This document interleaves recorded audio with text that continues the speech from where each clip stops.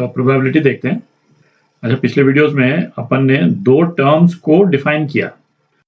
तो किन दो टर्म्स को डिफाइन किया अपन ने? एक तो सैंपल स्पेस और दूसरा जो है इवेंट को डिफाइन किया। अच्छा, प्रोबेबिलिटी हम किसकी निकालते हैं? प्रोबेबिलिटी हम किसी इवेंट की निकालते हैं, है ना। Probability of an event. तो सपोज कोई इवेंट है जिसको हम ए बोलते हैं, ठीक है। इवेंट को हम किस तरह से डिनोट करते आए हैं? इस तरह के कैपिटल लेटर से डिनोट करते आए हैं, है ना, ए बी सी। तो प्रोबेबिलिटी ऑफ इवेंट ए, है ना, उसको हम किस तरह से लिखते हैं? प्रोबेबिलिटी ऑफ इवेंट ए, है ना, पी ब्रैकेट में ए। और ये किस तरह से डिफाइंड है?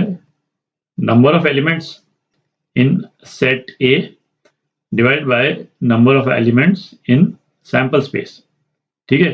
किसके लिए? उस एक्सपेरिमेंट के लिए। अच्छा, सैंपल स्पेस और इवेंट किसी एक पर्टिकुलर रैंडम एक्सपेरिमेंट के लिए हम कैलकुलेट करते हैं, ठीक है। और रैंडम एक्सपेरिमेंट के अपन ने ढेर सारे एग्जांपल देखे थे पिछले दोनों वीडियोस में।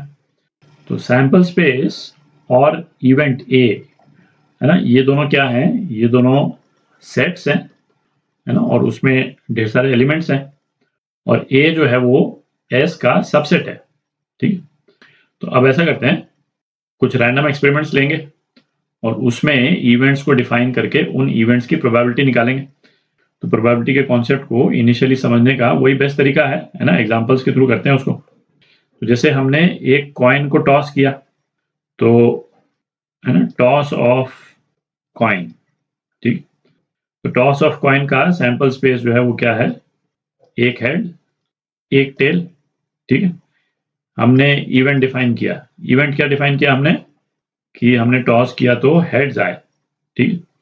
तो ये तो हमने इवेंट डिफाइन किया। तो ये ए जो सेट है ना, उसमें कौन कौन से एलिमेंट हो जाएंगे? केवल एच हो जाएगा, ठीक है। एच जो है वो एलिमेंट हो गया सेट ए का। तो number of elements in set ए ये कितना है? 1। Number of elements in sample space ये कितने हैं? 2 हैं, है ना, हेड और टेल। तो probability of event A, heads आने की प्रोबेबिलिटी, है ना, ये कितनी हो जाएगी? N A upon n S, ठीक है। ये रिलेशन यूज कर रहे हैं अपन, क्या आ जाएगा? 1/2, ठीक। Roll of dice, sample space क्या देखा था इसका अपन ने? सैंपल स्पेस 1 2 3 4 5 6, ठीक है। इवेंट ए डिफाइन करते हैं अपन क्या? कि इवन नंबर आए, इवन नंबर टर्न्स अप। हमने डाइस को रोल किया, इवन नंबर आया, तो ए जो सेट है उसमें एलिमेंट्स कौन कौन से हो जाएंगे? 2 हो जाएगा, 4 हो जाएगा, 6 हो जाएगा, ठीक है। तो प्रोबेबिलिटी ऑफ इवेंट ए, ठीक है, ये क्या है? Number of elements in set A, 3 element, और number of elements in sample space 6, कितना हो गया? 1/2 हो गया, ठीक है।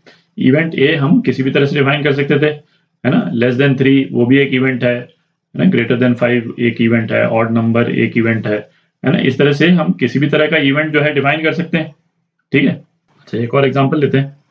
तो अपन एग्जांपल लेते हैं, डाइस इज रोल्ड 2 टाइम्स, ठीक है। अपन ने डाइस को 2 बार रोल किया। इसका सैंपल स्पेस अपन पहले भी देख चुके हैं। तो इस एक्सपेरिमेंट में एक्चुअली क्या है, सैंपल स्पेस जो है वो, है ना, रीजनेबली बड़ी मिल जाती है अपने को।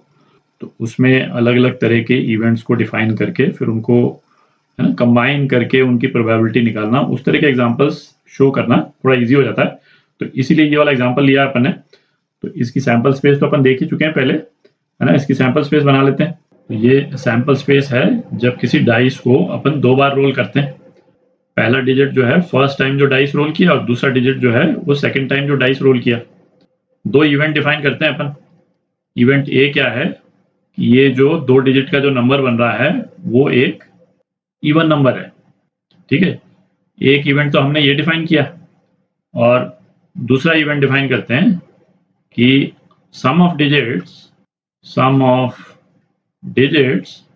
Is less than equal to 6, ठीक।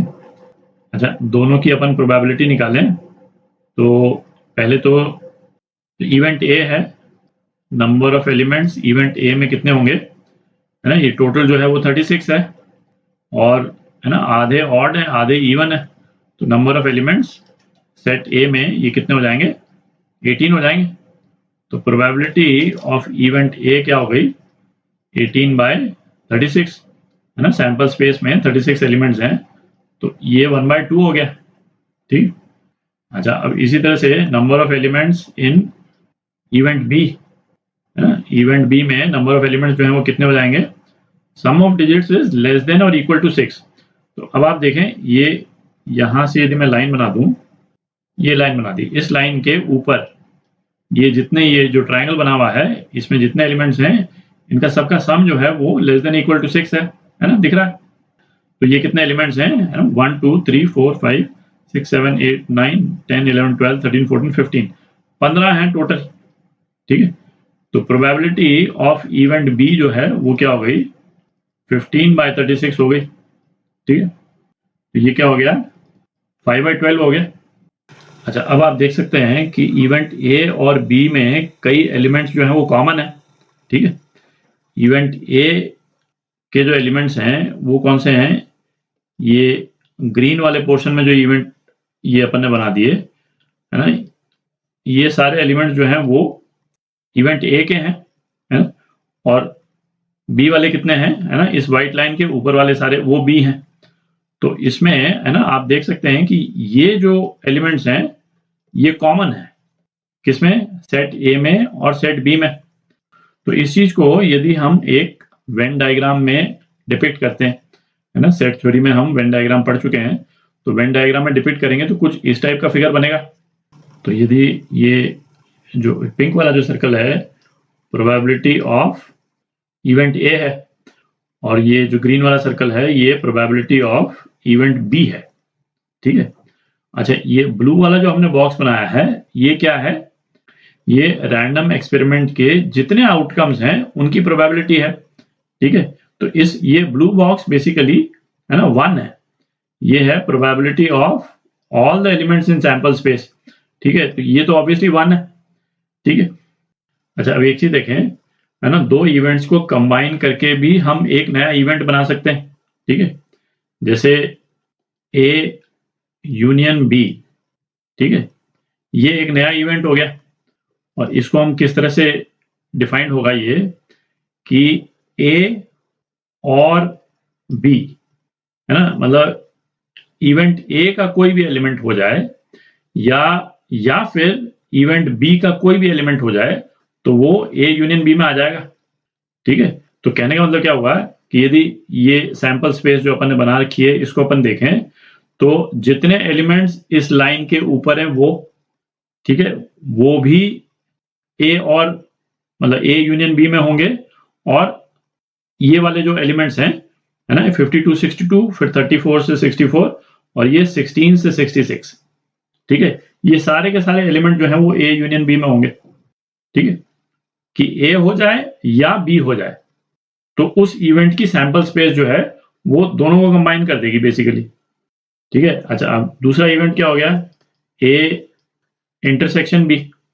ठीक है, तो ये किस तरह से डिफाइंड है, ए एंड बी, मतलब दोनों इवेंट होते हैं जिन आउटकम्स में उसको हम ए इंटरसेक्शन बी बोलेंगे, है ना, बिल्कुल सिमिलर है जैसा आपने सेट थ्योरी में भी किया था, है ना, उसके बिल्कुल ही सिमिलर है। पर इस वाले केस में हम एक नया इवेंट डिफाइन कर रहे हैं जो दो अलग अलग इवेंट्स के, है ना, यूनियन या इंटरसेक्शन या, है ना, और भी उसके मॉडिफिकेशंस होते हैं, अगले वीडियो में देखेंगे उसको, उस तरह से हम डिफाइन कर सकते हैं। ठीक है, जैसे इस वाले केस में ए यूनियन बी क्या होगा, ए यूनियन बी ये वाला पोर्शन होगा, ये पूरा पोर्शन जो है वो ए यूनियन बी हो जाएगा। ठीक है, और ए इंटरसेक्शन बी जो है वो कौन सा पोर्शन है, ये कॉमन वाला जो पोर्शन है ना, डायग्राम वाइज यदि आपको देखना है तो ये ए इंटरसेक्शन भी हो जाएगा। ठीक है, ये वाला पोर्शन। तो हम नॉर्मली क्या करते हैं, जैसे वेन डायग्राम में इन ये जितने अलग अलग जो एरियाज हैं उनको एक नंबर दे देते हैं। ठीक है, उससे एक तो विजुलाइज करना भी इजी हो जाता है और मैथमेटिकली लिखना भी इजी हो जाता है। ठीक है, तो मैं ऐसे करता हूँ, इनको एक नंबर दे देता हूँ, तो इस पोर्शन को मैं 1 बोल देता हूँ, इस पोर्शन को 2 बोल देता हूँ, है ना, ये वाला जो 2 वाला जो पोर्शन है, ये मैं यदि इसको ड्रॉ करूं तो ये वाला पोर्शन है, ये 2 वाला पोर्शन, ये वाला पोर्शन है, ठीक है। अच्छा, इसको मैं 3 बोल देता हूँ, और 3 भी जो है वो कौन सा पोर्शन है ना, ये वाला पोर्शन है, ये पोर्शन 3 है, और ये बीच वाला पोर्शन है ये 4 है, ठीक है। ये केवल ये छोटा वाला पोर्शन है ना, ये 4 है। तो ए यूनियन बी जो है वो क्या है, 2 + 3 + 4 है ना, ये ए यूनियन बी है, और ए इंटरसेक्शन बी क्या है, 4 है, ठीक है। अच्छा, अब ऐसा करते हैं, जो नंबर ऑफ एलिमेंट्स हैं ए इंटरसेक्शन बी में उसको निकाल लेते हैं, और फिर उसके बाद में सैंपल स्पेस को मैं मिटा दूंगा, है ना। यहाँ पे कुछ कैलकुलेशन करेंगे अपन।